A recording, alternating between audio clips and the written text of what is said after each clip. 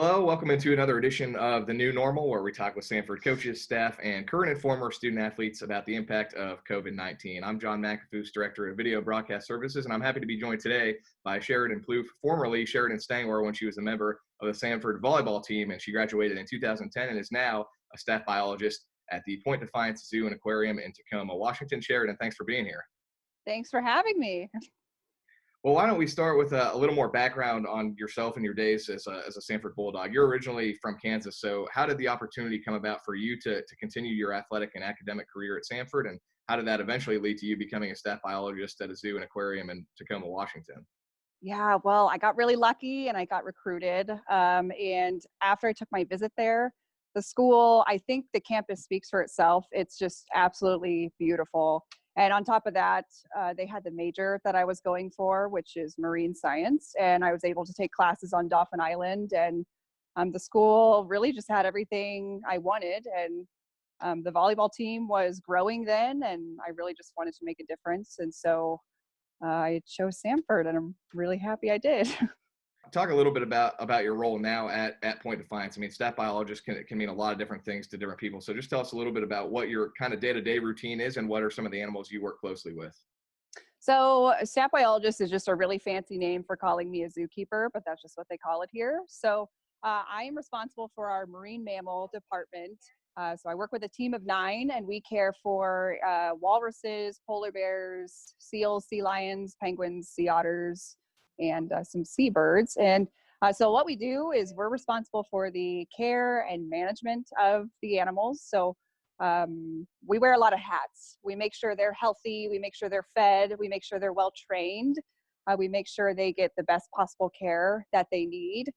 So on any given day, I could be training a walrus for x-rays or getting our baby sea lions introduced to our older sea lions so that we can have a more cohesive group. But what's really important about our job is making sure that we can work with these animals and that they're trained to do so, because we can't make them do anything they don't want to do. So training them to help us is really important, because the walruses are well over 2,000 pounds and you can't make them do anything unless they're helping you out with that. So them and the polar bears, it's really fun. And there's no typical day. I think that's why I really like it, is because animals don't have a schedule. So we do whatever they want to do whenever they want to do it, and that makes it really interesting for us.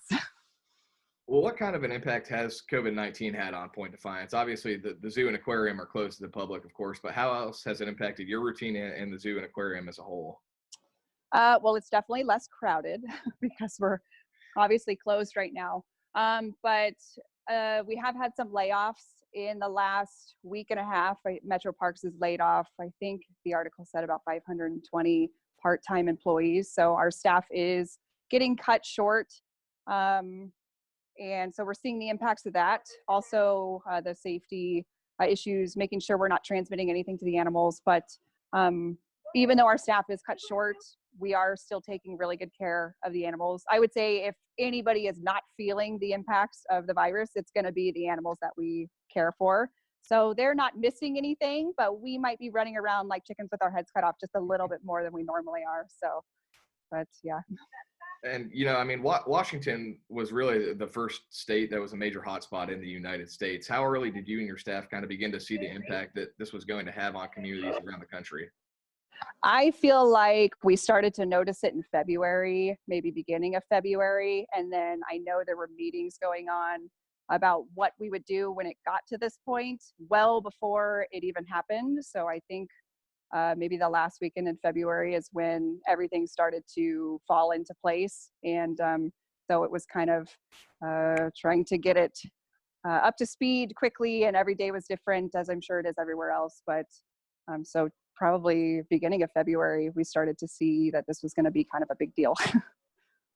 And recently, I think just in the last week or two, a tiger at the Bronx Zoo became the first animal in the United States to test positive for COVID-19. And I know there are some other big cats in that same zoo showing some symptoms. And it sounds like those animals are all doing well and that this is probably more of a rarity than anything else. But have you and your staff had some discussions about the potential of this virus infecting more animals?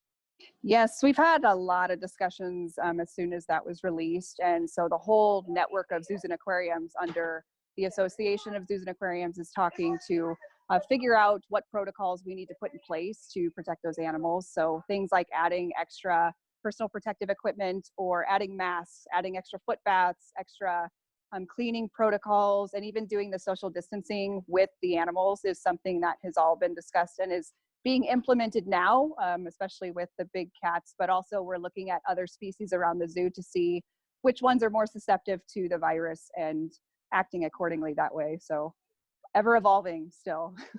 So if you've got a pet at home and you're showing any kind of symptoms, what would your advice be for a situation like that? Would you advise to socially isolate from your pets? Yes, according to the Association of Zoos and Aquariums, they recommend that you do self-isolate and treat it just like you would being next to another human being. So there's no evidence that a dog has gotten it or that they can transmit it back to us, but just for safety precautions, it is recommended that you do go ahead and just self-isolate just as a precaution.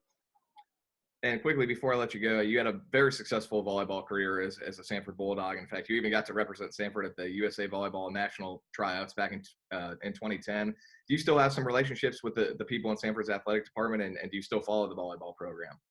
I do still follow the volleyball program. I'm very proud of where they started, where my puzzle piece kind of fits into that, and where they are now. I think it's really cool to see the progression. I do still talk to some of my old teammates. We actually had kind of a little reunion in Chicago this past year. We met up to celebrate Jim Griffin, a basketball player who had passed away during my time. And so a bunch of volleyball players and a bunch of basketball players, soccer players, a lot of athletes got together to celebrate him. So it was really good to see them and to kind of see where their lives have gone to. So definitely keeping in touch. Well, Sheridan, I really appreciate your time, and hopefully you can stay safe and keep all the animals safe and healthy as well. Yeah, thank you so much for having me and talking with me. I really appreciate it.